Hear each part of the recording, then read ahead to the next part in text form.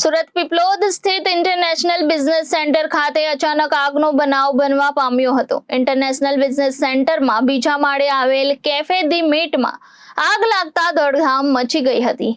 રાજ્યમાં ગરમીને કારણે અને અન્ય કારણોસર આગ લાગવાની ઘટનામાં ખૂબ વધારો થઈ રહ્યો જોવા મળી રહ્યો છે। ત્યારે સુરત પીપલોદ સ્થિત ઇન્ટરનેશનલ બિઝનેસ સેન્ટર ખાતે અચાનક આગનો બનાવ બનવા પામ્યો હતો।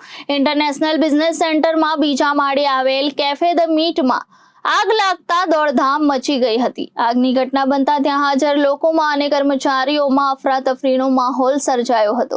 પ્રાપ્ત વિગતો અનુસાર આ આગ શોર્ટ સર્કિટને કારણે લાગી હોવાનું જાણવા મળ્યું હતું।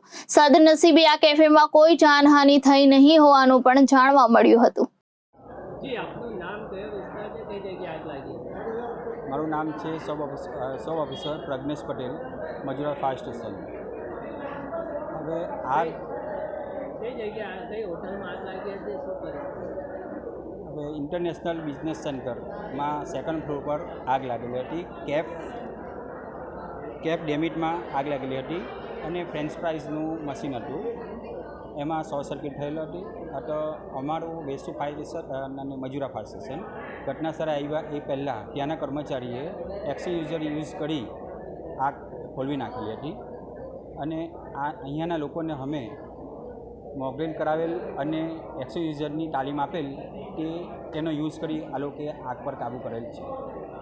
કેવી રીતે આ લોકોએ ટ્રેનિંગ આપેલી? અહીંયા અમે ટ્રેનિંગ આપતા રહીએ છીએ। જે રીતે જે કર્મચારીઓ હોય છે અમે એમને પ્રોપરલી જાતે જ કે રીતે એક્સયુઝર યુઝ કરવાનું છે ખોલીને બતાવીએ છીએ ને એ લોકો બી ખોલીને યુઝ કરે છે।